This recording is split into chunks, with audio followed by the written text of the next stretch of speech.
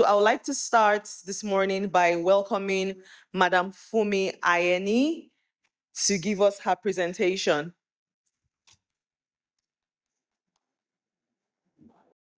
Good morning, everyone. I would like to, okay, thank you. I would first of all like to say thank you for coming and to say congratulations to Patrick and the rest of the Next Year team for the very first Dev Fest. It's been such a honor, over the years to collaborate with the Next Year team because we share the same mission of using evidence to end poverty. So I would also like to thank, everyone in this room. Patrick has this very ambitious goal that he has set for us. Patrick Okigbo III, the man, the enigma. And I think that you only have to meet Patrick to know how passionate he is about Nigeria and about how we ourselves can solve the issues that we face as Nigerians and as Africans. So I sometimes look at Patrick and I wonder where he gets his inspiration and drive from. Because, you look out and sometimes it can be discouraging. And I have this theory that because he's the third Patrick Okigbo, he gets strength from the first two Patricks. And maybe there's even a Patrick the fourth, and he draws inspiration from that person too. But seriously, we are all, we all come, whether we're named after, whether we're the third or the fourth, or we don't even have the honor to have those kind of names. We all come from a long line of, in my case, women, very strong women, and I also have a daughter. So this is a very personal drive. It's a very personal mission. When we're talking about ending poverty in Nigeria, it's personal to me. I'm doing this for my mother, my mother's mother, for my daughter. And that's the outlook that I want each one of us in this room to have. We've been called here because Patrick has a vision that if he brings the brightest minds, together in a room, that we will solve problems. So I'm challenging us, to look beyond the nice breakfast packs and the breakfast and the food, and to actually come together today to solve this particular problem. Thank you. So I'll start with my presentation. Okay. Next slide, please. Sorry, I don't know who is meant to be changing the slides. Okay. So this is the table of contents. We'll be looking at the reality. What does the data say? We'll look at how poverty is actually multiplied, especially in the living standards sector. We'll look at possible interventions, which are based on evidence that was collected by Innovations for Poverty Action. And then I'll leave you with what I hope are questions about how we can solve this. The next slide, please. Okay, so I want to start with this quote, by Swazi Balala. I hope I got that right. Infrastructure is not about roads or power lines. It's about connection, opportunity, and dignity. The very first thing about, how the level of multidimensional poverty in Nigeria is something that we have heard a lot. 133 million Nigerians are multidimensional poor. And the Multidimensional Poverty Index, we've heard it was launched in 2022. But the data was collected much earlier, which I think is why that person said that it was 5 years old. But it comprises of 15 indicators that all, fit into 4 dimensions, but all measure poverty. And I want to recognize the work that OPHI did, Professor Sabina and the rest of her team. I was glad that Jacob was here. And one of my colleagues at IPA, Shola Afolayan, also led the strategic leadership team that worked on the MPI. So when we're talking about living standards deprivations, right, we're talking about things that we lack. And we have this saying in Nigeria that thank God we don't look like what we have been through. And I'm saying that because when I was preparing these slides, I remembered the deprivations that I myself had experienced. Because I grew up small town, Ilaro in Ogun State. So I didn't come from a lot of privilege. And things that I thought were normal, like reusing water, after washing, you'll store the water so that you reuse it for something else. I thought that was normal. And now maybe I've taken it for granted. I just open a tap and water comes out. So these are things that are deeply personal. When we look at the rural to urban comparison, we see that 72% poverty rates, and this is overall, compared to 42% in urban areas. The core deprivations, with respect to what we are focused on, with respect to housing quality, cooking fuel, sanitation, drinking water, and electricity. Next slide, please. Now, these are the 15 indicators and the deprivations, which is the percentage of the population who are deprived in those indicators. Now, you see the ones that relate to us, which is water, water reliability, sanitation, housing materials, and cooking fuels. You'll see that they're some of the highest, and this is nationwide. There are some of the highest deprivations that Nigerians face across the nation. Next slide, please. Now, if we dive in a bit deeper, and now I've isolated the indicators that apply to this particular session. So looking at water, water reliability, sanitation, and housing materials. There are things that affect us as Nigerians. And you would see that, in almost all of them, the deprivations in the rural settings is much higher than what you have in the urban settings. The only exception to that, it's much higher than urban, it's also higher than the national average. But the exception is water reliability, because no matter where you live in Nigeria, water is not reliable. So it's almost at par as at the national stage, and then, even slightly higher than what you see in urban settings. And I suppose that is because in the rural settings, they rely on other sources such as streams and other sources. So they might even have a bit more reliability. When we're looking at water access, we're looking at the distance. How long do I need to trek to get water? Contamination, like I'm talking about gathering water. And this one, I went to a federal government girls' college, right? And there was one time we had water issues in our school, and you would go down into the borehole and you're standing in the water and fetching the water, and you pass it up to somebody. That was the same water we drank, bathed with, and everything. Sometimes if the water tasted funny, if you add gari to it, you'll be okay and you'll be able to drink the water. So the point is that all these things, access to water is an issue. When we're talking about sanitation, we're looking at latrines, we're looking at safe fecal management, so talk about open defecation and all these other things that happen, across areas because people don't have access. They can't even afford the kind of sanitation that they would need. We're looking at housing, overcrowding.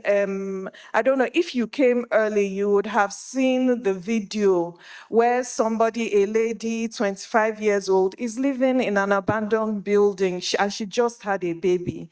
So we're looking at all these kind of issues. Also flood risk, which is a very, it's a very key issue in Nigeria right now.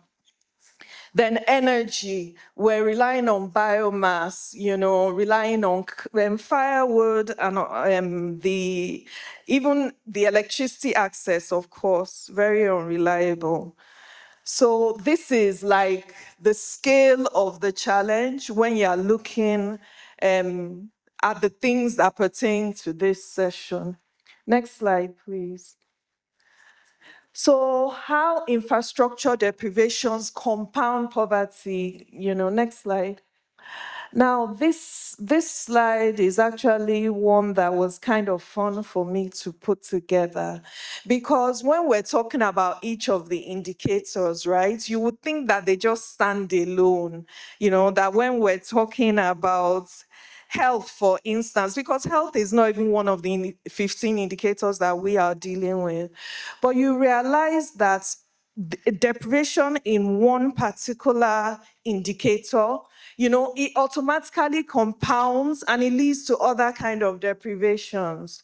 So look at health, people cooking with kerosene, like respiratory diseases, deaths, because you are using all your money, to fund that particular problem. When it comes to poor water or sanitation, right, we're talking about diarrhea, which could lead to death. And, Nigeria still has one of the largest populations of children below 5 dying from diarrhea. And, so if not death, then there's malnutrition, which affects your cognitive development. Economic impact. No electricity limits your productive activities. You can't do much without electricity in Nigeria, Also, when you spend 2 to 6 hours collecting water every day, then how much time do you have to study? How much time do you have to make progress? Social impact, inadequate housing. When we go to the core rural areas, we see the kind of houses that are there. When you are living in a housing that is not adequate, there is social stigma, there is less access to, and, like financial inclusion, you're like, okay, if I had a house of a certain, amount or worth or standard, then I could access opportunities. Energy poverty limits evening study. So children growing up in those households are disadvantaged. And then, of course, I'm a woman, so I'll speak about the gender dimension. Now, you know that in households, like just because it's all around the woman, right? So like growing up, we didn't have flowing water, but my father was never like, oh, his own is just to get there, his buckets of water are waiting for him.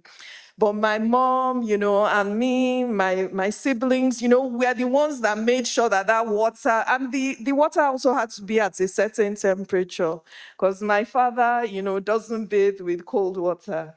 So look at indoor cooking. It's the women that are there, with the firewood, struggling with the charcoal. So it compounds poverty, these kind of deprivations in infrastructure. Next slide, please.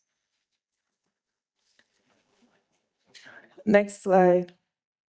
So, sorry, that first sentence, sorry, it was a deprivation in sleep.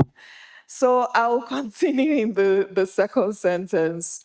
Now, we tested, this is Innovations for Poverty Action, and we were the research partner. Thank you. We were the research partner in testing a water chlorination system. This was a system that when people went to fetch water, it automatically dispensed chlorine. And the result, what we found out was that after a free 7-month supply, chlorine was detected in 61% of households, up from 2%. So we found out that this was something that worked, in the sense that, of course, chlorine helps improve the quality of water. Now, according to the funder GiveWell, this was 6 to 7 times as cost effective. They were only talking about cost effectiveness, right? It was 6 to 7 times as cost effective as an unconditional cash transfer. And it proved that chlorine dispensers are effective, cheap alternatives that have the potential to save lives. The next slide, please. Now, for sanitation, we did this interesting study, IPA in Bangladesh. And what we did, or what the project was about, was if you look at a rural area, right, and we're like, they don't have access to proper sanitation, can we give them subsidies, that will encourage them to take up to build their own, right? So it was a subsidized cost that helped them build latrines. And, because these are experiments, they're randomized control trials, we had 4 groups. There was one where we only used community awareness. Hey, you need, access to toilets and so on. But the one that really improved the take-up was the one where there was community awareness. There were people going around and telling them about the benefits of using these better sanitation means, but they also gave them 75% subsidies to build those latrines for them. And it was even like there was a spillover, because if I don't have a toilet in my house and we're using open defecation, my neighbor gets a new toilet, I go and use, we know how we support each other within communities. So that was an interesting one. Next slide, please. Next slide. That's a picture from the chlorine dispensers project. Sorry, go back one slide. Okay, so then this was a project, that was also interesting because it was a rural electrification project in Kenya.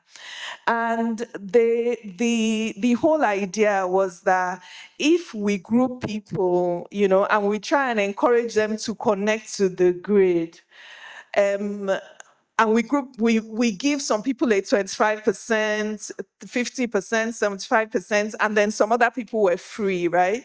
We tell them about the economic benefits of connecting to the national grid. What would take-up be?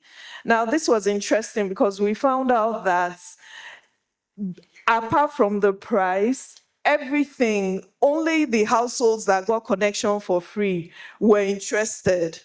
Even if you had to pay 25%, you were not interested because, to be honest, from their point of view, the cost of connecting, it was higher than any benefits. Like, this was their own point of view. And this is a study that has like a mixed results, but it's also interesting because it tells you how, it kind of forces you to rethink how you want to approach this. Next slide, please. And then housing. This was a slum housing project in 3 countries. And what they found was that slum upgrading, so they had these prototype houses that improved housing quality and satisfaction with their quality of life. There was a decrease in diarrhea, and in El Salvador especially, which has issues with gang violence, there was also, positive effects in terms of like how secure am I. But there were no effects in labor conditions. So this is also, an experiment that was conducted to look at how can we solve the issue with housing. Next slide, please. Yeah, so this is before and after. Thank you. Next slide, please. Next slide. Okay, so I hope to leave you, and this is my second to the last slide. I hope to leave you with more questions than actual answers because we're looking at what are the core design elements, for successful outcomes in Nigeria. Where we've already talked about targeting and equity, the MPI gives us the ability to do that. Technology, somebody has mentioned technology earlier on about, simple maintainable technologies. And then also, the integrated approach. As we know in Nigeria, we'll have a Minister of Health and Social Development. We'll have another one whose portfolio overlaps with him and so on. So there has to be some integration. The next slide, please. In the short to the medium term, how can we design community-based programs? Somebody said it earlier about how we go to communities with solutions, but how can we encourage the communities themselves to be part of the solutions? How can we make sure, how can we bring together our ministers? I liked the example that Jacob gave earlier on about the best, the best programs, they come together irrespective of their sector and their focus. They have like an MPI, coordination meets, and they all come together and try and fix it. Innovative financing. These things are not cheap. Also, we were told this morning, if you came early enough, that we have already spent 300 trillion naira on poverty, different poverty I would say programs, both by the government and also by the broader development sector. So can we build climate resilience pro-poor houses? Can we involve the private sector? Because like I said, this costs money. And then sustained political will is definitely required. So that is all I have. I want to say thank you. Thank you for the opportunity. And please, let's make this very engaging, when we break out. Thank you very much, everyone. Thank you so much, Madam Fumi Ayeni. That was really insightful. Thank you for the data revelations. That was really insightful. We'll move right into the panel session. Madam Fumi said she was going to leave us with more questions and answers. And then we hope that during the panel sessions, during the work, the breakout session, we'll definitely get some answers to some of all these questions. And so I'll be welcoming upstage. I'll start off again, with our very own presenter, Madam Fumi Ayeni. So let me just say, right, because these things happen and this team has worked very hard. I'm Fumi Ayeni, I'm Country Director, Nigeria at Innovations for Poverty Action. Thank you. Apologies. Thank you, ma'am.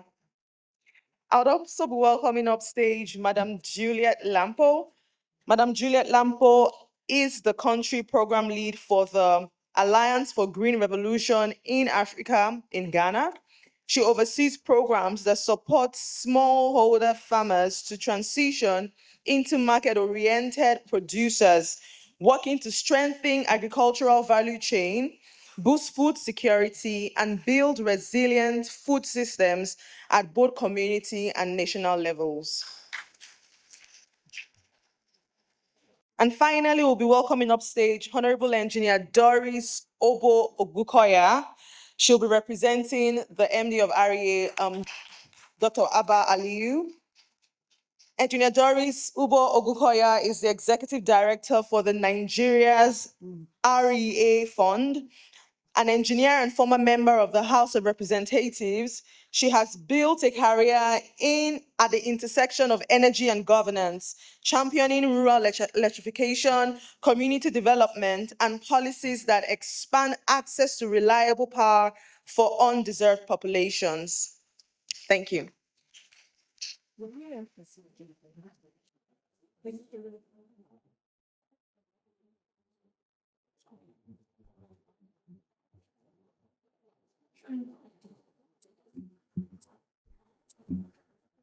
All right.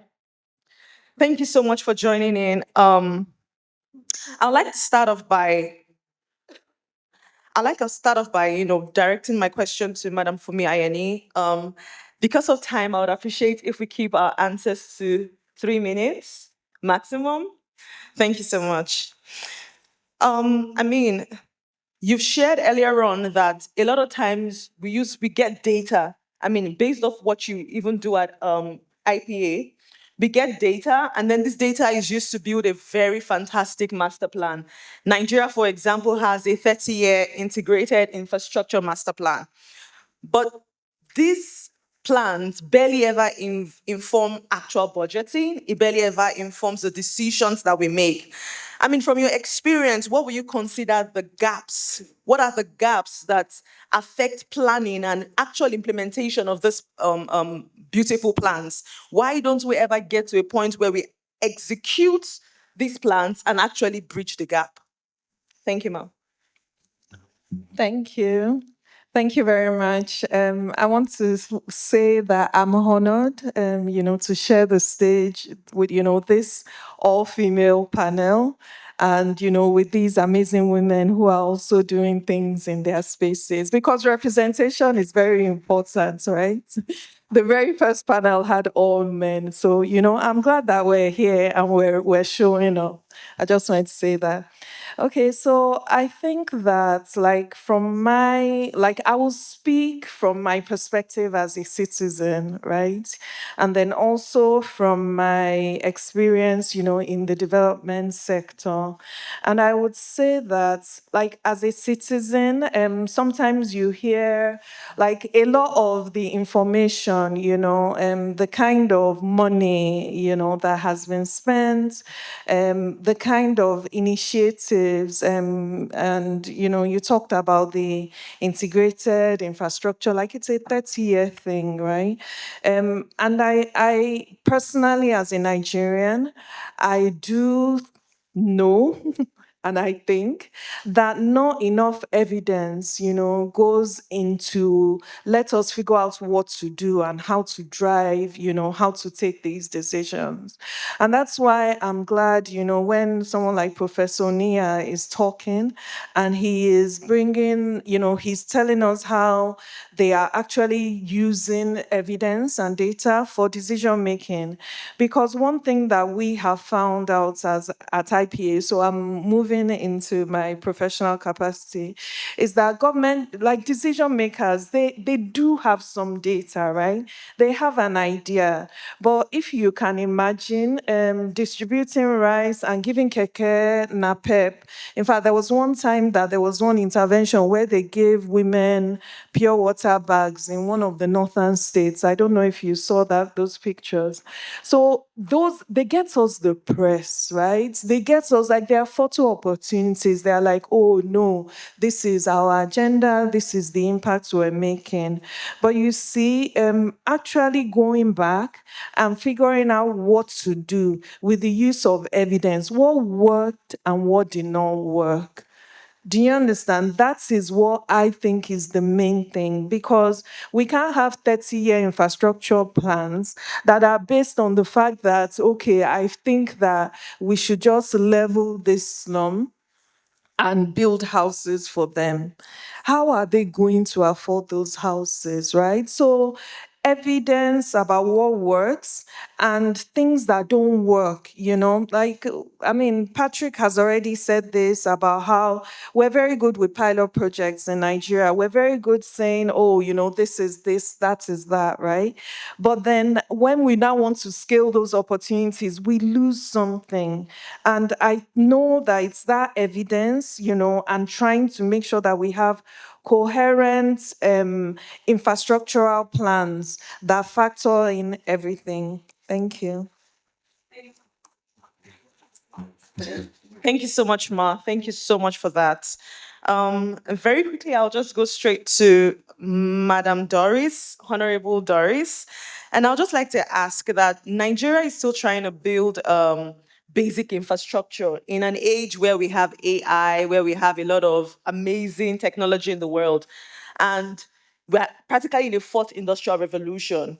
So my question right now is, should we keep focusing on the basics? I mean, should we keep focusing on building the main grid, or should we just leapfrog and go into the decentralized solar systems, having distributed energy systems? What should we do right now? How do we draw the balance? Because the world has gone way beyond us and we are still here. So what do we do going forward? Let me join Madam Fumi in acknowledging the fact that we have an all-women panel. Let me echo that right there. And also let me point out that in National Assembly, we still have representative of women below 1%. Whoa. Out of the 509 representatives we have less than 25 women. Yet here we are trying to profile solution to the most important problem in Nigeria. How do we mitigate poverty? So I really want to thank you and your colleagues for putting this program together because it affects everyone. Even though we have people who tend to be above, but as we say in Nigeria, the rich also cry, right? So it affects all of us. So going into your main question, how do we solve this problem? Do we continue to backpedal, so to speak, by remaining in old age infrastructure, or do we leapfrog, especially when it comes to energy access? I'm sure you'll agree with me that data backs facts that is befalling Nigeria, that in the entire Africa, Nigeria has the highest number of people living without access to energy. And it's already crystallizing why we have high number of poverty also in the country. So you now ask yourself, should we continue, like you rightly ask, in 20th century infrastructure, or should we live up to speed, leapfrogging you call it, into the 21st century? I think Nigeria's situation presents a unique opportunity to navigating our infrastructural challenges. So we cannot say, let's forget about the old system of access to energy and embrace 100% decentralized. In REA, we profile a solution that is bridging that gap, and that is making sure that affordable energy and access to that energy gets to the forgotten communities, gets to the last mile, gets to the unserved and the underserved communities. We profile renewable solutions to assist what we have presently. Because what we have in Nigeria is mostly access through the national grid, and is so expensive that if you try to extend transmission lines to every nook and cranny of Nigeria, you will not be able to afford it, and it's not even economically viable. So what we do in REA is build profile other solutions, like I said, renewable in different levels, depending on if it's peri-urban, if it's totally unserved, or even if it's at the last mile, we don't leave any one of them behind. We also try to de-risk investment in the rural economy by doing public-private partnerships and encouraging investors to move into these rural communities. But before we do that, for those who are following REA program, we do what we call roundtable economic engagements with different states. To date, we have engaged up to 18 states in finding out the readiness of each state, readiness, and also providing the best access of doing business with them in their states. What do they offer? Do they offer some sort of incentives in addition to the incentives that we're offering? Because if we encourage investors to invest in electricity in rural communities, we de-risk it by providing grants and also ensuring that they will get their funds back, because it's not a social investment. It is an economic investment for them, and they would like to earn their money back. So we do, we encourage PPP. Also, we ensure that the programs that we put in place, there's sustainability. One thing is to build mini grids, and one thing is to ensure that it will last. The previous panel that was speaking, I was listening attentively to the SSG of Enugu State. And I was wondering, what is their plan? I didn't see any, but I'm sure that they have. Maybe they have not gotten to it yet, because they're one of the states that will engage before the year runs out. If you put all these things in place and there is no sustainability plan, it will go the way other projects in Nigeria are going. It works for a short time, and then the investments, you can't trace it. You won't even be able to track it in the long run. So sustainability is key for us in REA. Also, we make sure that we carry the community along by engaging in community engagements, educating them, letting them know how mini grid works, and even doing job creation.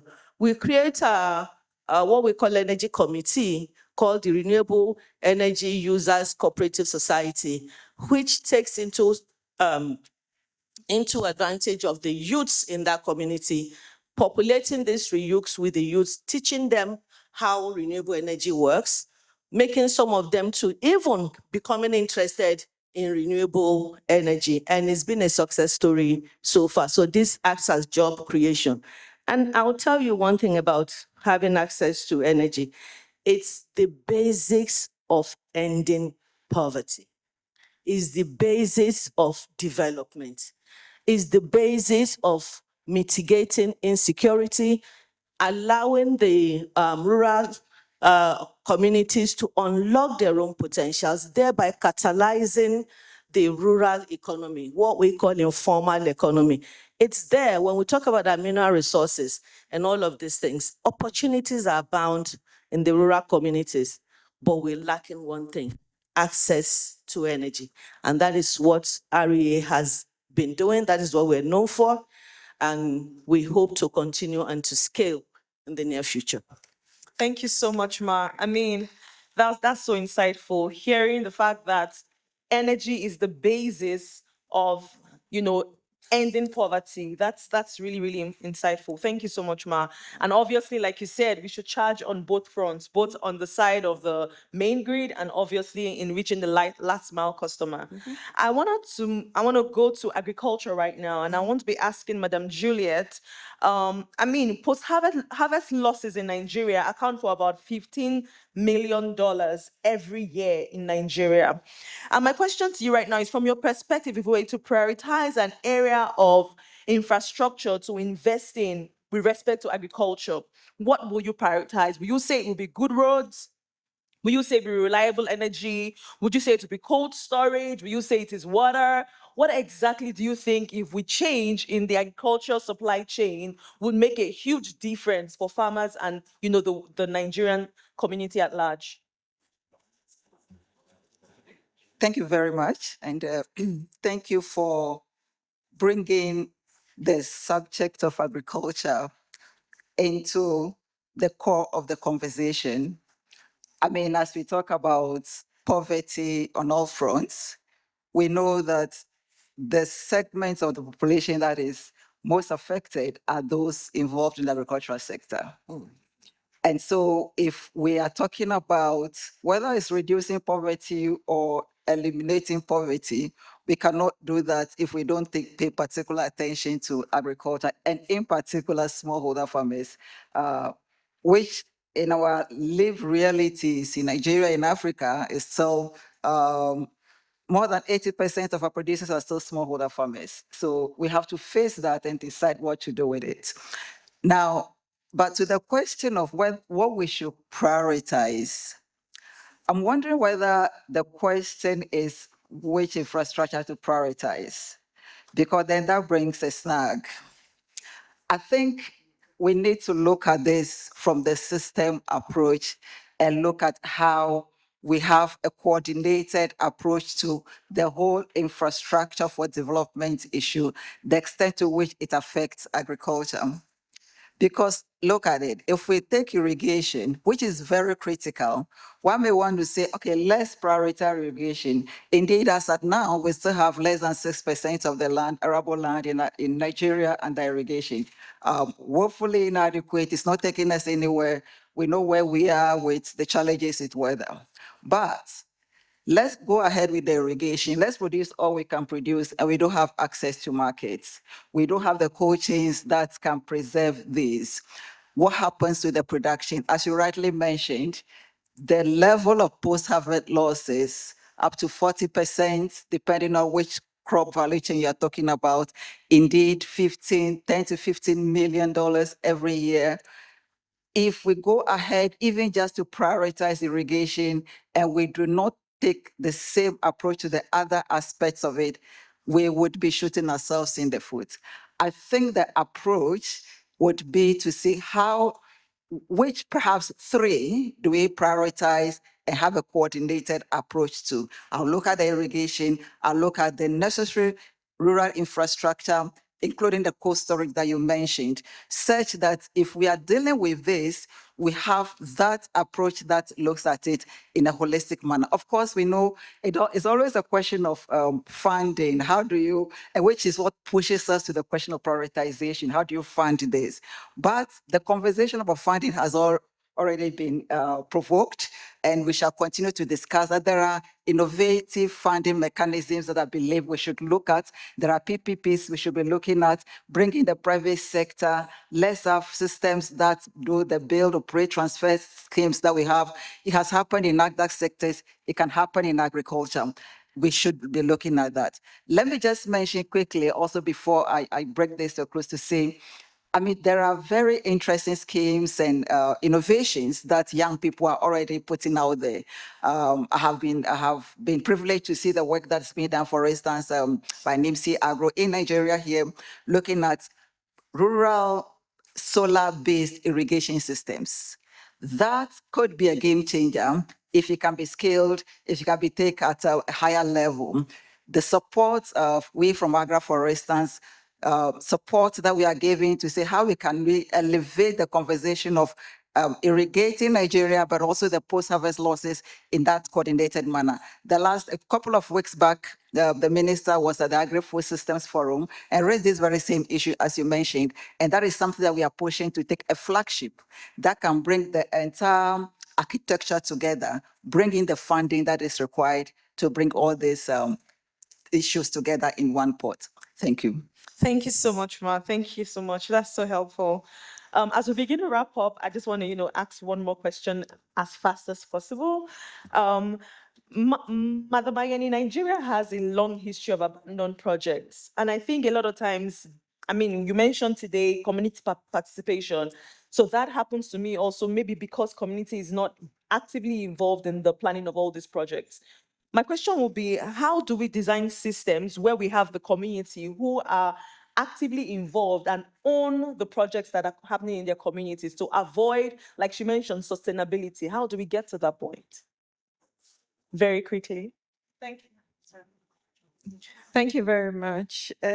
So that's a very important consideration when we are talking about the sustainability of projects, and of all sorts of interventions. Projects cannot be sustained without the community, and we're talking about active participation, like actually co-creating, solutions to different issues, along with community members.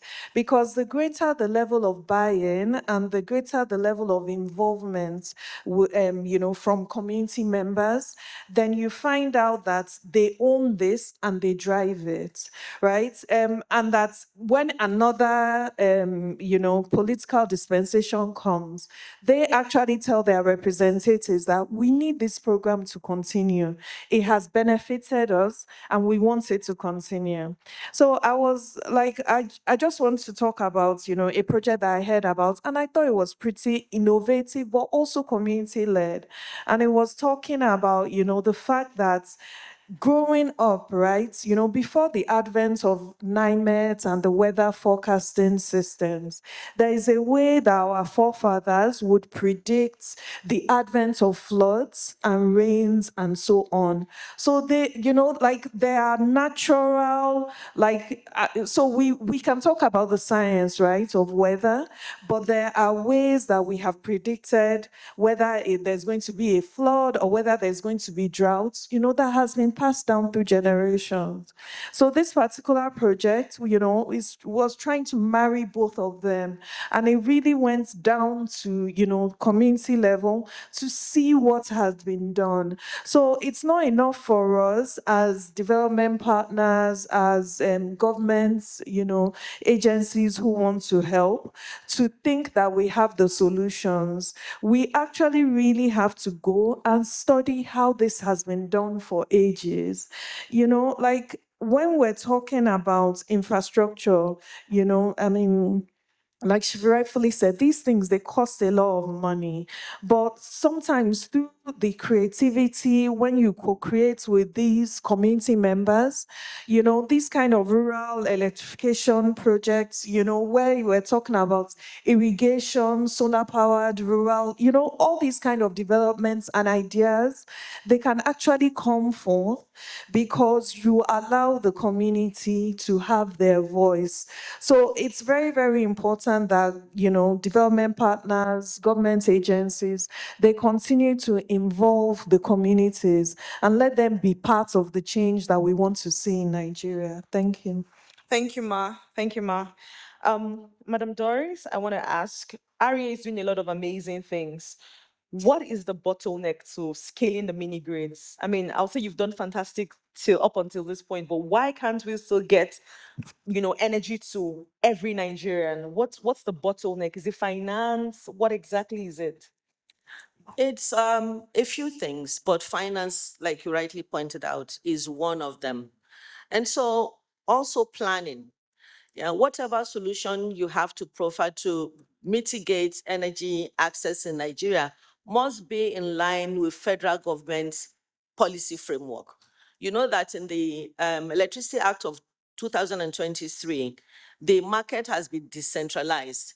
Power has been given, funny I'm using the word power, power has been given to the subnationals to create their own electricity market. But you have policies overlapping. So part of REA's and NERC, which is in National Electricity Regulatory Commission, part of our duty is to make sure you align these policies, policy in the subnational, policy in federal, and make sure you don't create even more bottleneck, because even giving access to the rural community, to subnationals in itself is, so to speak, a bottleneck, but we have to mitigate it. So in the same Electricity Act, federal government also enabled REA through Rural Electrification Fund to create programs such as state matching program. The state matching program allow us to profile programs that are intentionally rural community based, while partnering with the subnationals to see how that will work, because that is the best way, to mitigate the electricity access, because again, I said more than 90 million Nigerians live in these rural communities who don't have access to electricity. So we came up with, like I said, an intentional program called the EHAT program, EHAT meaning energizing health, education, agri, rural communities, and transportation via e-mobility. We picked these 5 key sectors that really affects the life of the rural communities, that really affects, that is, if these are impacted on by energizing these 5 components, it will really drive what we're trying to achieve.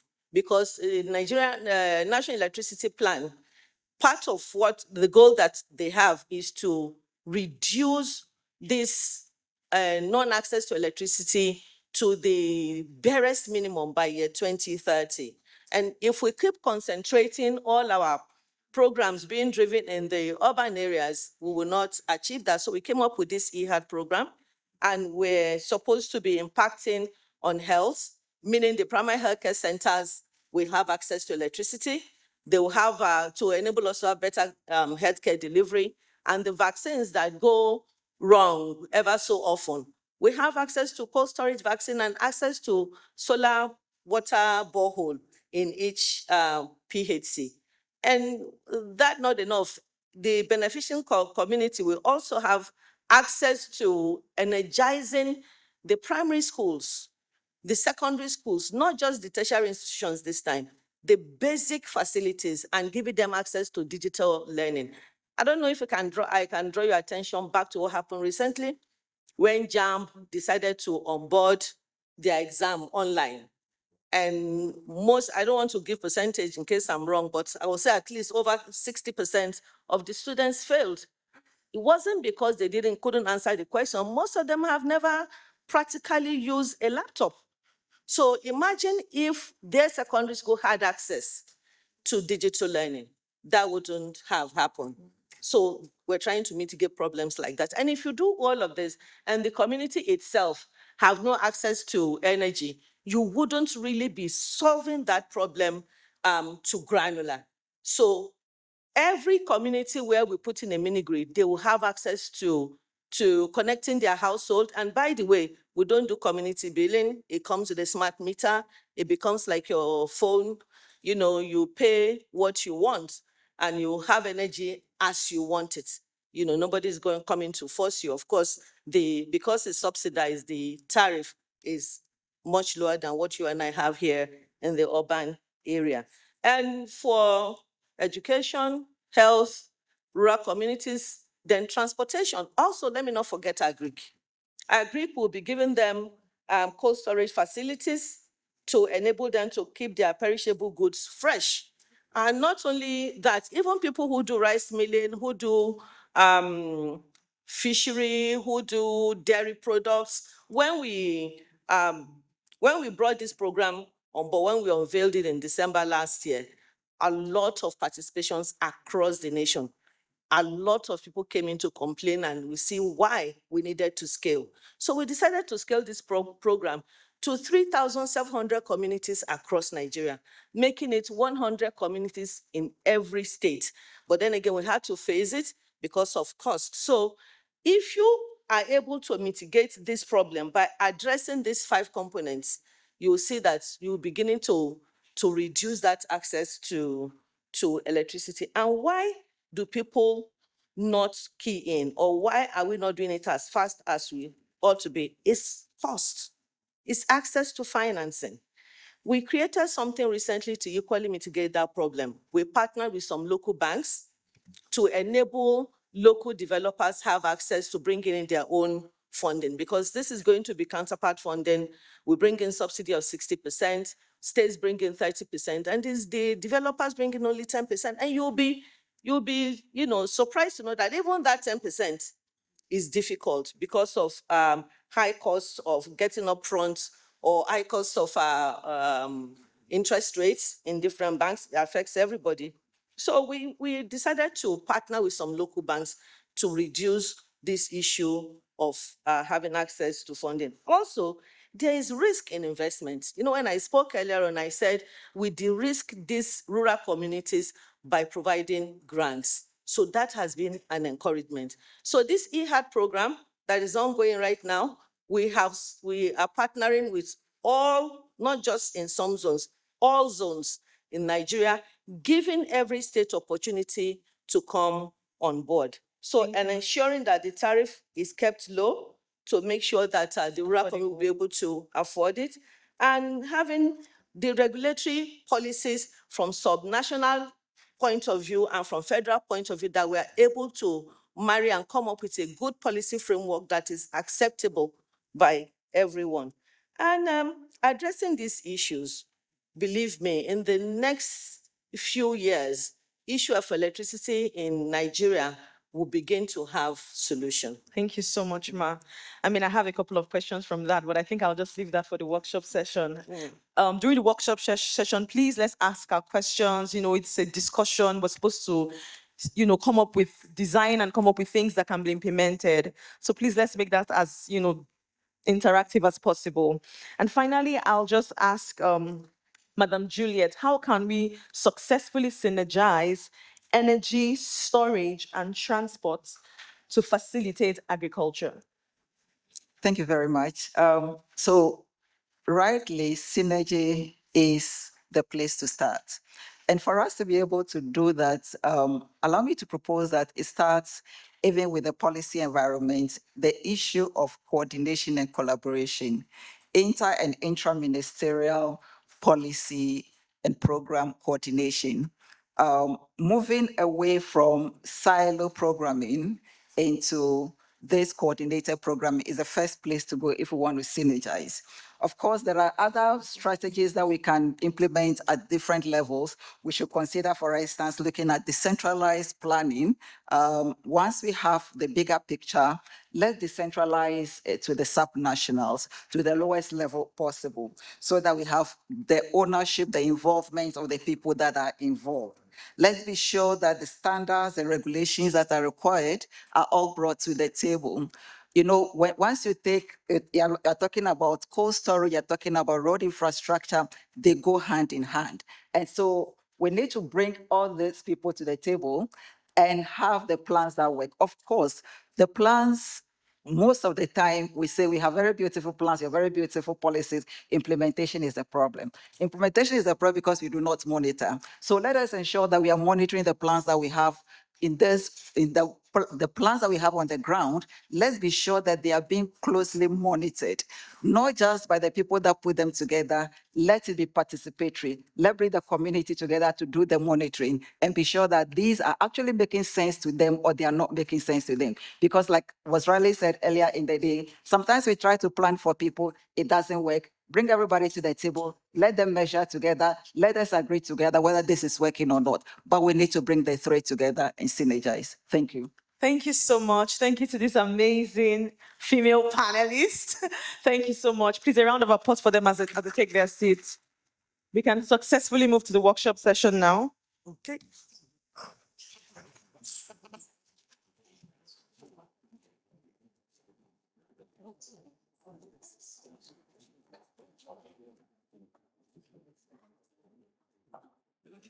Thank you so much. Thank you, everyone. We'll move into the breakout session, the workshop session. And like I said, it's expected to be interactive, engaging. Let's ask our questions. Let's come up with our ideas.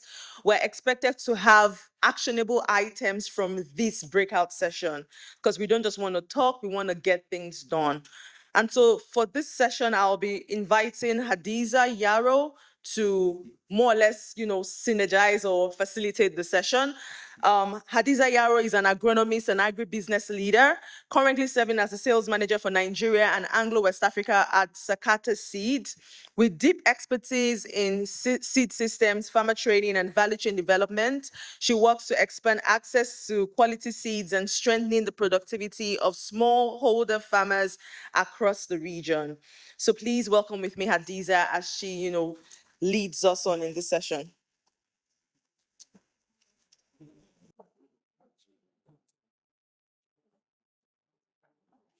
So good morning, all. The house is a little bit dull. Good morning. Oh, afternoon. Yeah, some people are thinking better than me. Thank you. So I've been introduced already. Thank you for the privilege to anchor this session. We had amazing women speaking on how we need to work in Nigeria. But working in silos, like some have mentioned, will not work. That is why we have people from different walks of life currently here. And for me, I like being very, very imaginative, like paint a picture, right? And that is how we can get our anchors from start to finish. So I want to ask this session in a way that we have an artist starting in front of us, and she's going to scribble down whatever picture we want to paint. If the colors are too dark, we will see at the end of the day. If bright, we will see. So I want each and every one of us to imagine in his or her head, if we're to paint a picture, what will the Nigerian sector looks like if we're to have not two, not three, but just one national program that will touch energy, water, transport, housing, to improve the livelihood of the poorest. I like when they say the poorest of the poor. It means not just poor, but the poorest of the poor. How do we paint such a picture? How do we come up with a program that will touch these 4-dimensional areas we spoke about? And at the end of the day, there is a target that at least 40% of some of these problems that has been mentioned is being mitigated, if you like, eradicated, if you like, or cut down to the barest minimum. So that is the first question I really want to throw. How do you look at it? How do you picture it? One person might not have it all. So if we have people speaking from the housing sector, water systems, electrification, transport, we can put the picture together like a puzzle and we have one big picture. So to ensure that at the end of the day, the policies don't just sit in Abuja or in the urban areas, but at least the intervention we get to the grassroots, where the actual beneficiaries are, that is the poor of the poorest. So please, can we begin? Thank you. I want to start by saying that I was very happy when I got the notification that an event like this is coming on, because before this, I was already thinking of something which I came up with. I haven't shared with you. This is not common before I came up with this, but there was something in me that was very thinking that they had us sit there and keep complaining about Nigeria is not working for Nigeria, not working. What are we doing about it? There are only two ways. There are some things you can learn. There are some of us who are development driven. So I came up with the proposal. I've kept it for a while, thinking about how I could come, like they say, if you think of something, there's always a way. So I never know who this should be directed to. In order not to waste time, I have it with you. However, we want to say it. Open to everyone. Good afternoon, everyone. The discussion so far has failed to look at what law can do in society. As a student of law and development, I will propose a law which can be titled Social Economic Development Act for Nigeria, which incorporates participation of the beneficiaries and also the justiciable. That is, you can go to the court and enforce the provision of this particular law. The Constitution of Nigeria, particularly Chapter 2, provides for socio-economic rights, but it is more or less a toothless bulldog that has no, more or less similarly enforceable as it is. Now, through this proposed law, the Socio-Economic Development Act, we can incorporate provisions that give Nigerians the lowest standard, that is the standing for them to go to court, approach the courts, and force the government to conduct their program or policy in accordance to the provision of this law. By this way, it will help the people to participate. And this way too, it also help for continuity. What I mean in terms of continuity now, the law should provide a framework where this law can be repealed or altered or amendment based on a review of the progress made so far in terms of socio-economic development. when talking of socioeconomic development, incorporating housing, poverty, inequality, unemployment, and others. Can we come up with a new theoretical framework that can drive or that can be a basis for this law to strike? That's just my proposal. Thank you so much. It was an area of the get trade. There's a very strong college. We have there's so much from it that we have some kind of problem that once you say that there's one thing that is common, always solution seeking with ambitions. One is to be involved, to be actively involved, and be providing better. You know exactly what to do to raise the first initiative of health education, public works, and agriculture. So we want to see how all these policies will go government applies like in the community. And the thing we get is that there are big communities as the rural areas. You know, the Matama, Togo, the communities, and you can have community development or at least this community in all these communities. And the ground tenor of fashion or adapt what we have to face our own community. If you can even my Matama, Togo, the president of the chairman is from there.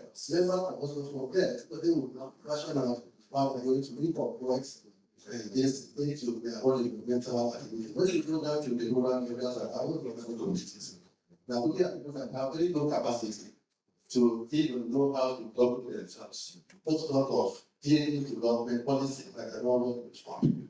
So you have to organize them first as a facilitator and give them the information that they need to know what's how to contribute, you know, to realize government policy for prevention of the policy meant for them and working. And all of us, or many of us are working in government who are in policy or management level, who are doing policy, also need the government to do that diet and guide our communities into being properly organized. So there's only one with the policy now, there's only one with the rationalized and those things now. Our plans, they don't work. But if the citizens are properly organized, you know, giving that power to understand that we have a role to play, and then that this will ask tough questions and also community. We know that the proportion of community resources will be lies into supporting public activities is an indicator of synergy of co-creation. So how much of the community resources have we been able to invest in terms of education and public works? Okay, how much of that come from the community? So the community is still not keen into the system. They don't understand what to do. They don't some of the rural world, they spend more time looking for what to eat, how to survive. You will let out security in those drivers, housing, and security drivers. Because it was financial pain, financial pain too. So when you put all these things together, you find that we are looking at communities, when we are even elitist ones that are not organized, we are tap into government policies, everybody is living on this. So let us not say that we don't have policies or not the policies. The system that structures that we are next to contribute to action is very important. So I represent the coalition. And we want to do what the government and want to do for the people, to do with the people, to do that. What's the we get to share those policies and from the way to see how we understand this message should be changed. Let us get all the citizens when they understand and the citizens expect. Thank you.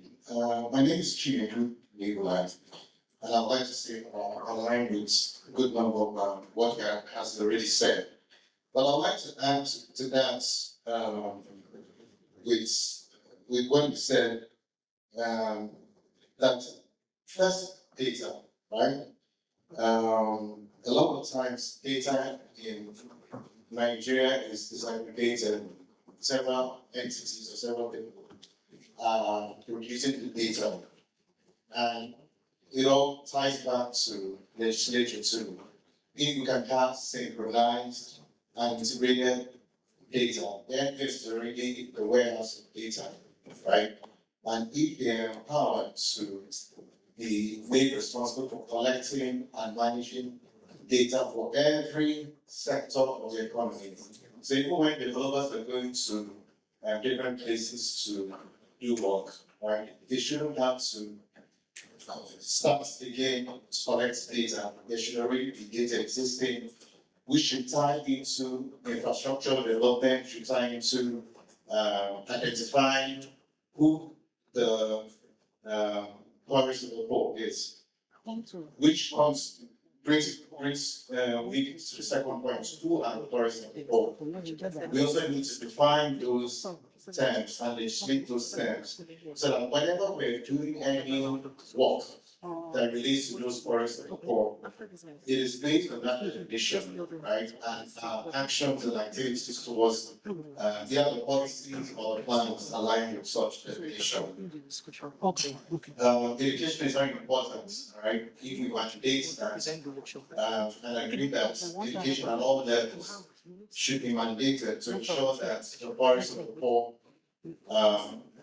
have access to necessary infrastructure that is beneficial to them. And then finally, for me, my dear friend mentioned, the financing mechanisms for these infrastructure projects. There's a lot of opportunity with consumer financing. When we look at communities, we see can see that there are a lot of well-meaning or endowed individuals that are coming from those communities. But they see no incentives in either financing infrastructure projects or even for communities to come together and finance infrastructure projects. So it goes back to the legislature to how do we incentivize all these well-meaning individuals or even communities and reward them for investing in infrastructure developments.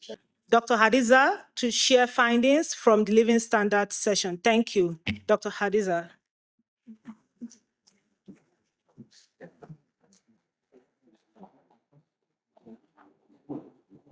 Thank you very much. I'm back again.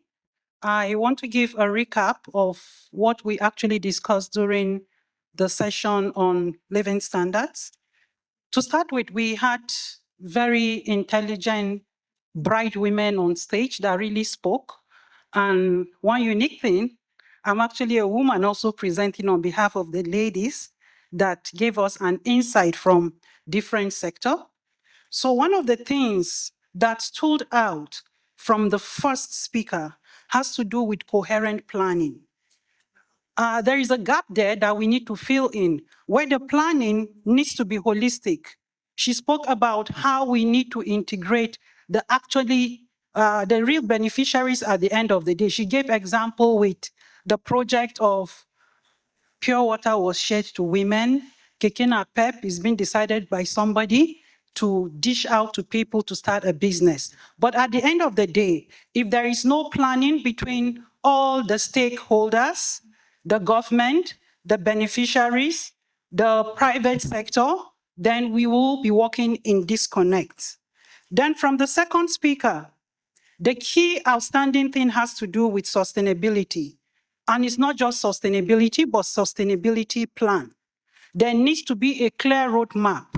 There could be bridges that are broken along the line. But if we're unable to fix those bridges, we wouldn't be able to have some of these policies. We sit around a table, put in the policies, and then it's completely disintegrated into what the rural people are doing out there.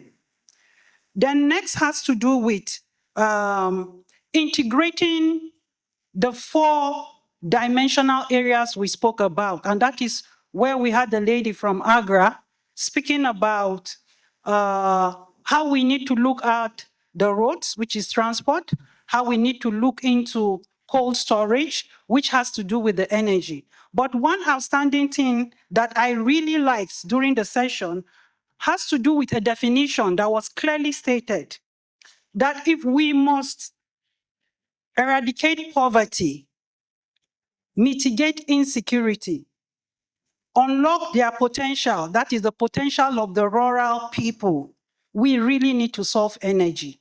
And one thing that got crossing my mind, and if I look at all the solutions, there is one outstanding thing we spoke about. Solar was one of the things that kept popping up. Solar for cold chain, if we're talking in terms of food and nutrition, even if we had the best or the best yield in the world, so to say, post-harvest losses, we need to think about it. And how do we address issues around post-harvest losses? Sometimes you might not really have enough to even have those post-harvest losses. We still are struggling to get enough food to feed the populace. There are cases where farmers can even cultivate in excess. The question is, where do they keep it for the rainy days? So I think in a nutshell, there's need for us to work as a team from whatever sector you're coming from, and to also leverage on, we're talking about cheap sources. That is solar. If we can harness our solar system to produce energy, I think we'll do better. Thank you very much.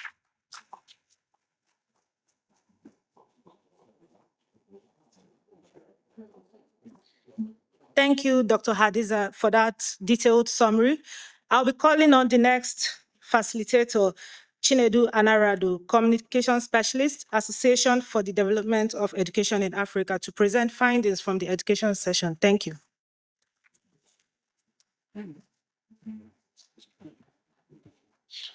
Thank you, moderator, and good afternoon, everyone. It's a pleasure to be here. I will be speaking to some of the conversations we had in the education session and human capital development in terms of some of the findings and reflections we had and what we propose as a way forward. Essentially, the general consensus is that quality education is one of the best predictors of prosperity and success in life. And there is no better way to guarantee that by ensuring that we prioritize the question of leadership in education. But then we went into some other specifics referring to the education policy reform spectrum, what the country needs to reflect on and adopt as a way forward. First one is the question of financing education, including looking at alternative perspectives and aspects of education financing that will work for us. The consensus is that even in the face of recent aid pullbacks, that Nigeria has enough resources to be able to meet its education ambition.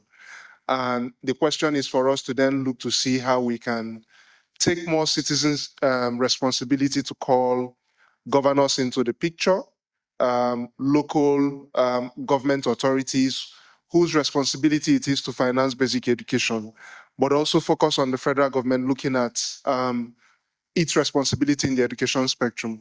One of the things that came to light is that at the height of some of the oil price periods in our history, UBEC had access to something as close to $400 million annually to finance basic education. And if you plotted that graph side by side, perhaps on a pie chart, with some other resources that are coming in from outside the country to support education in the country, it blew out everything out of the water. So the conclusion was that there is enough resources. We just need to improve on accountability and ensure that we take governance to task in terms of what we are investing in. The second one is foundational learning. And that is basically the question of education from 5 to about 11 years. And the rationale for that is simple. If you miss out the foundation, all else fails. If a house is built on a faulty foundation, there is no way you are going to have the follow-on education systems achieve measurable impact. And that is some sort of way addresses the issue of the increasing youth disenchantment with education or disinterest in getting learning and taking other parts of life. Essentially, we are proposing that Nigeria revisits and prioritizes the question of foundational learning to ensure that we can get the foundation or the basics very right. Girl child education was also very important or prioritized, essentially looking at the question of equity and access, ensuring that we will be able to meet the education needs or basically empower the girl child in terms of being more educated and contributing a lot more to the country's economy. The essential basis to that is that an educated child who becomes a mother is a very good predictor of a family or a household that goes on to become more successful, impactful, and able to lift themselves out of poverty. And then there was a question of what economy Nigeria is building for. Are we building for a service economy, a manufacturing economy, an agro-based economy, or all involved? And the essential reason for this is the fact that understanding the economy you're developing determines how you align your education systems and what you're training the skills for. And then we reflected exactly on ensuring a very strong balance between the industry and skill development institutions, but also determining exactly how we build skills that transition across the continent, keeping in mind the need for us to contribute to the implementation of the Africa Continental Free Trade Area in terms of what the skills we need should be able to do for us in that area. And then the role of the state government or subnational units in financing education. And this is basically because we know that there's a lot of resources sitting at the state level, but how do we build or basically encourage governors and the local government authorities to focus on the question of education? The key answer to that is also active citizen engagement and the role of civil society. One of the questions we explored on was to find out who was in the room who understood Nigeria's education budget for 2025. And I am sure if I throw that question in the room here, not a lot of people will know. If we drill it down further, trying to understand who understands the education budget at the state level, it's likely not a lot of us know. And it's basically meaning that we as citizens are also failing in our responsibility of holding government accountable in terms of its responsibility in education. There was also the reflection on region-aligned education structures. And this is basically a factor of the fact that most regions are focused on specific aspects of the economy. If you go to the north where agriculture is paramount, how do we tune the structures or system there to supply the skill set that industry needs? If you go down to the southeast where craft, artisanal skills are very important, how do we skill people to ensure that we are producing skill set that addresses the human capacity needs or the human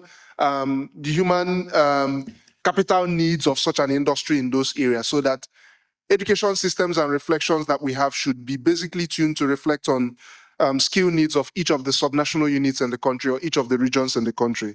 Finally, I think I also want to bring back the question of leadership again. Without leadership, we will not go anywhere further. Leadership is the reason why Singapore basically built a service-based economy and built the human capacity to address that. Leadership is the reason why countries like Rwanda are looking to build a conferencing and hospitality economy and have a TVSD system producing skills or human capital for those industries. So essentially, we need to look at the leadership we have in education and ensure that we define clearly what our ambitions are and how we attune our training system to respond to those. Something else that is interesting to mention is also the question of spending versus investment. And the analogy is very simple.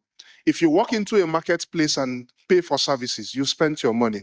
But if you're building to basically yield returns, it basically means that you're investing. If we do not see education as something that we need to approach from the perspective of investment, we will be back here year after year talking about the same problems. That said, I'd like to thank all the persons who worked with us in coming up with this, and I submit thereof. Thank you very much.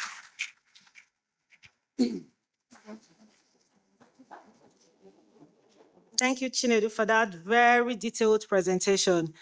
You've succeeded in convincing us, as Nelson Mandela said, that education is the most powerful weapon with which we can use to change the world. So I'll be calling the next speaker from the health session, Dr. Francis Ayomo, postdoctoral researcher from the University of Oxford. Dr. Francis, thank you.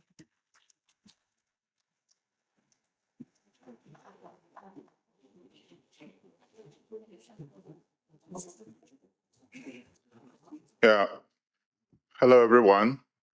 We had a very interesting session, though short, in the group that looked at the thematic area on health, nutrition, and well-being. And before I go ahead, I just want to say that the summary of all we discussed could be put in one word: trust. And our session started with a presentation that was made by Dr. Nene Kalume on behalf of the DG of the NHIA, where she highlighted a lot of issues that were affecting our health system and the bidirectional nexus between poverty and health, how health could suddenly make you poor overnight if you have a very bad condition that takes away all your savings, and at the same time, how poverty could also on its own limit access to healthcare and get people into worse health outcomes. She also highlighted the barriers to healthcare, which range from geographical, structural, to even financial, which was actually key to our discussion on poverty and healthcare being linked to each other. But there seemed to be some level of hope, given that the leadership of the Federal Ministry of Health had a strategic blueprint that had a focus on providing financial access to all Nigerians, which the National Health Insurance Agency had keyed into and has been working a lot to see that more Nigerians have access to healthcare, which at the level, the indices show that at least 20 million Nigerians have at least one form of health insurance or the other. And she concluded by reminding us that there are still a lot of opportunities for advancing social protection systems and financial protection for Nigerians, given that there's a lot of political will, there's increased efforts at financing the health system and building data systems that would support social protection and health insurance system. And she ended with a call to action, asking all of us to work together to advance intersectoral collaborations to bridge that gap in poverty and reduce the number of people that continue to get impoverished as a result of the healthcare challenges that they faced. We moved into a very interesting panel discussion where we had insights from two amazing speakers who talked to us about different areas that link to the health sector. And we started the discussion talking about how we bridge geographical access. And we got great insights from Dr. Ifunanya Elodibe, the CEO of EHA Clinics, where she talked about understanding community needs before we even try to intervene, because many a times it appears that we are in a rush to do stuff for communities without really understanding what is the problem. And she gave us a very remarkable and memorable example of the local pharmacist or PPMV in her village, Mr. Oliver, who everyone trusts. And even if you set up a hospital and you don't build the kind of trust that the community has in Oliver, you don't get people coming down to your facility. So the key message there was that to bridge geographical gaps, we need to think inward, use what is existing within the community, and see how we advance, build on that, while we try to, in the long term, strengthen our systems. We then looked at the issue around financial protection and had some insights from Dr. Onyemachi, the CEO of the State Health Insurance Agency leads in the country, where he talked about how, although we have made some progress in having 20 million Nigerians covered by health insurance, there's a lot more that can be done if we can build trust, because the people themselves will be the advertisers of the health insurance scheme.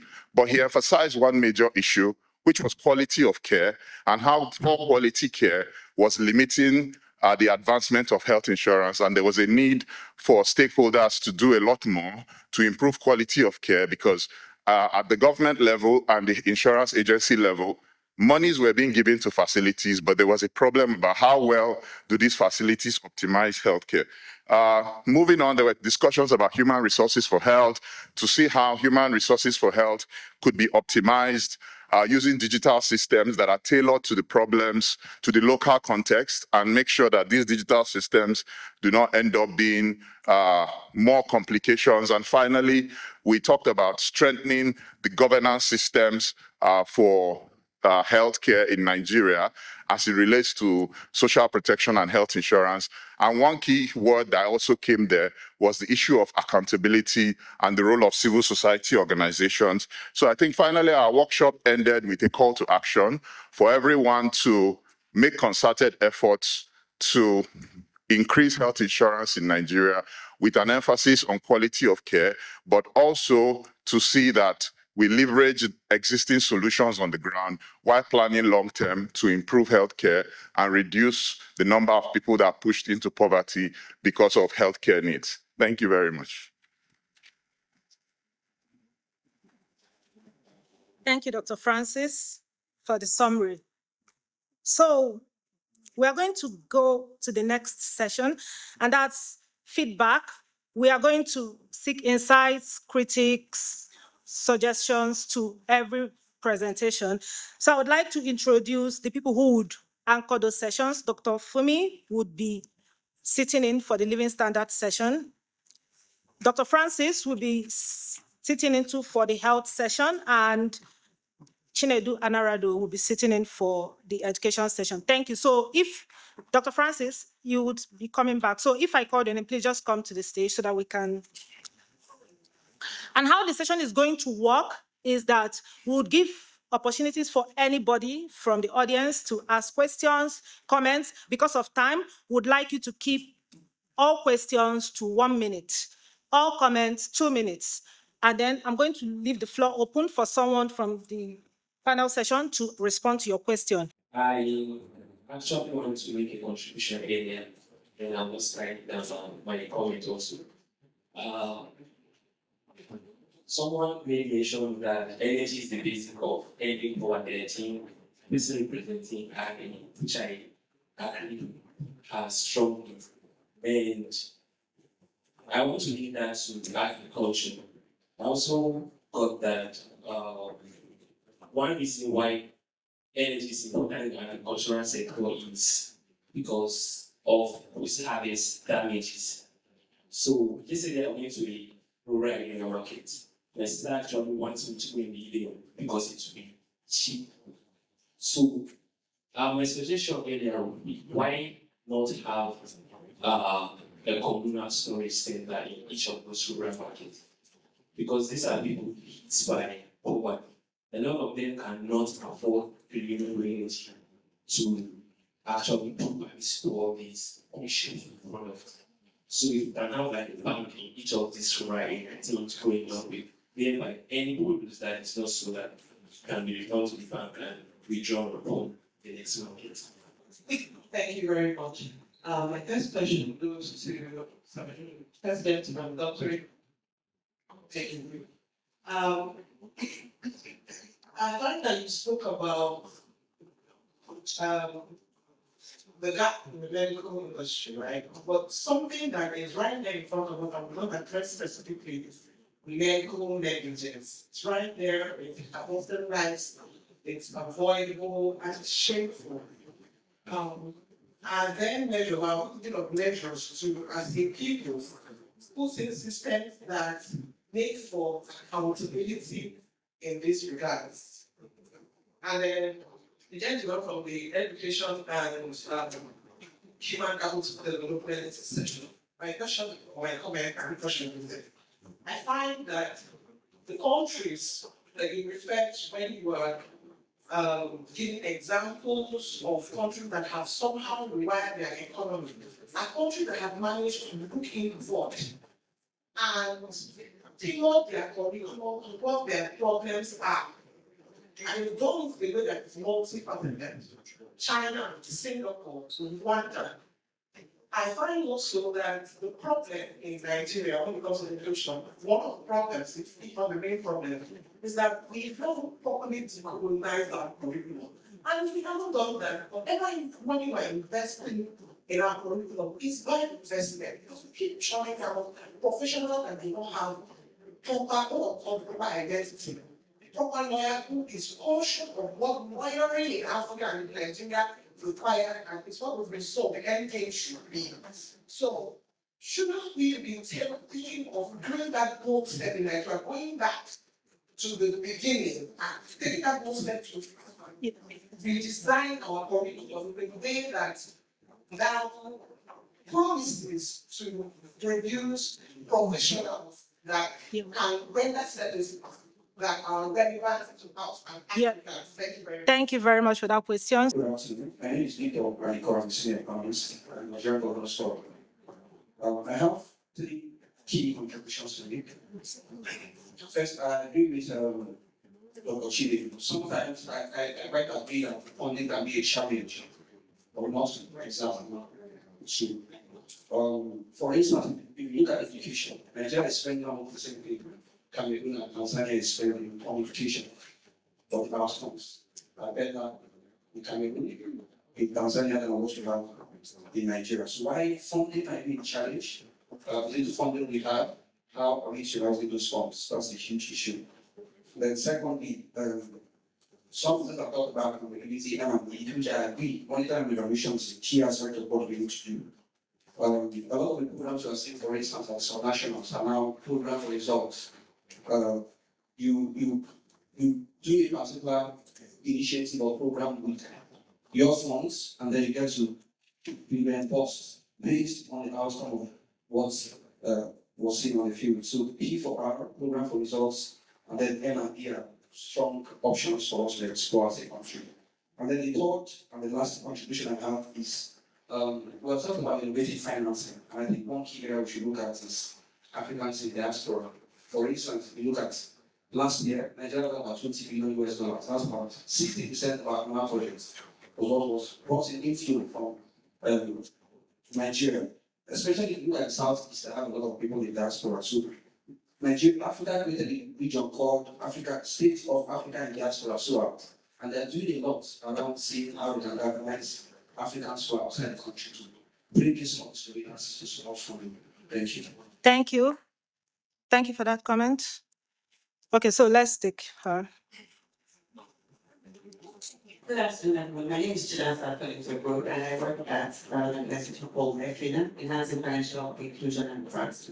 So I have a comment first. So I think that what connects all three people together, or sectors that you're representing, is leadership or institutions, right? And if I think of institutions, you start to think of who are the leaders behind these institutions. And one of the key challenges that I believe we have is the big institutions. And they ask themselves, what is making those institutions big? And if you think of the leadership and education, they start to also ask that, what is the problem we need to solve first? Is it education? Because I do agree that energy is fundamental, but then it's also who are the people that are going to drive the energy sector. So I do think that energy is very critical. Or maybe it's actually that collaboration across all three areas that would ensure that everything sort of works together and we're not putting one ahead of the other. But the question is, which form collaboration should be the answer? Thank you. My name is Adek Nagomas, I'm a senior legislative lead to the Sweden University of Representatives. So, my comment is to this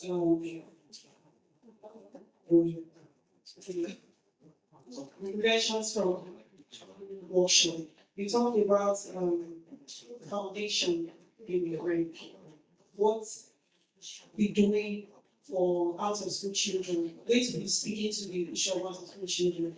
What should be doing to us for out of school children at the foundational level. So my question is, how about out of school children that their teenage years, right? We talked about the foundation, and part of what you meant was ensure those children get nursery education at the basic level, which involves not just literacy and numeracy and all of that. I think you also talked about I'm trying to remember the last time we talked about during the workshop. So my question is that how about out of school children that have passed that foundation age? So now I know that there is an intervention from women that is called accelerated basic education, where education is like into 4 years as opposed to 12 years of schooling that we know. So what other intervention can you propose for out of school children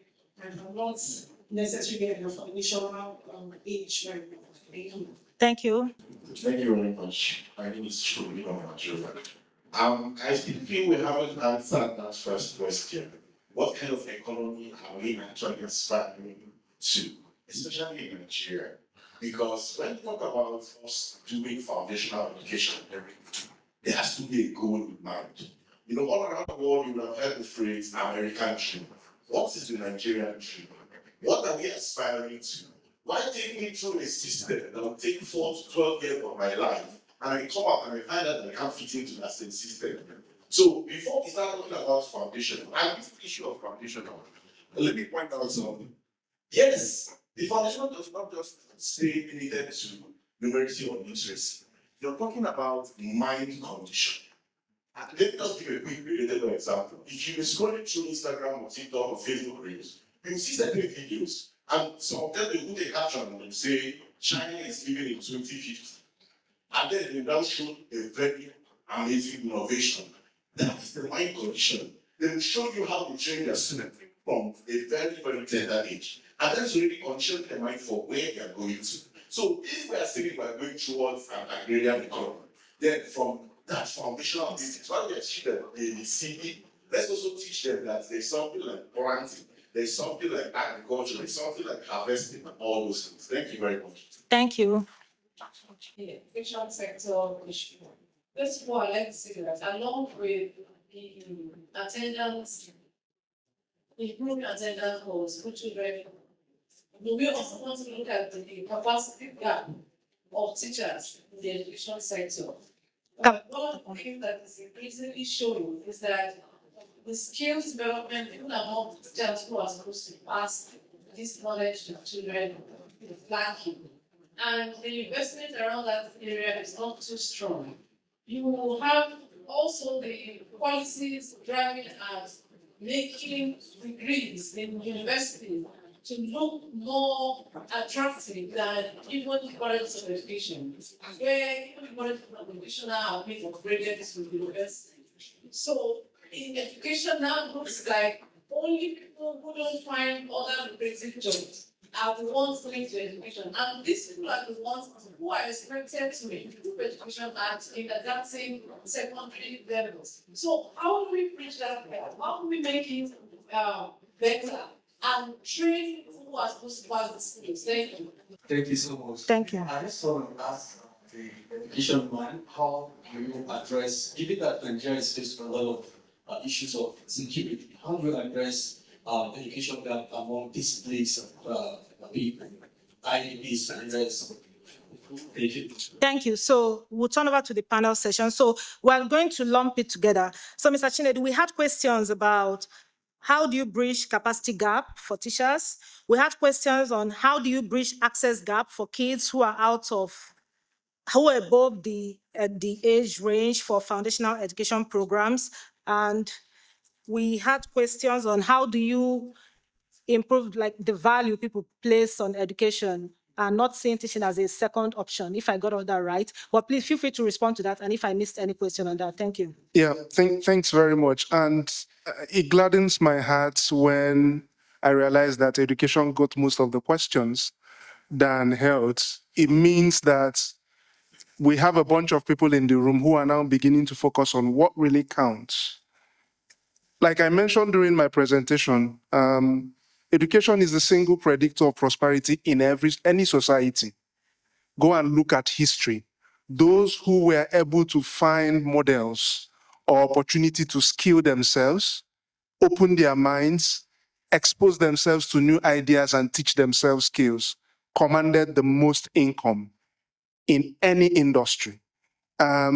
If you as a whole, and I would like to bring it down to a household level.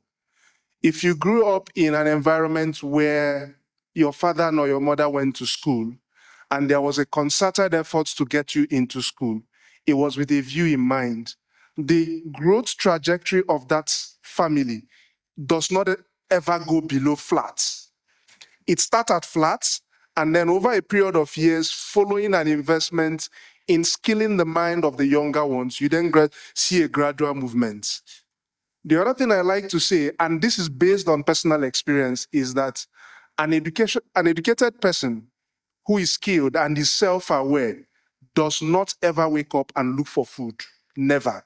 You don't go into that poverty. You may not meet some of the luxuries you demand in life, but what you need to do with your knowledge, with your skill, will ensure that at the very least you can provide for the basic needs of your life: food, shelter, and clothing. And if you achieve that in an African context, you've exceeded a level. So let me come into the specific questions.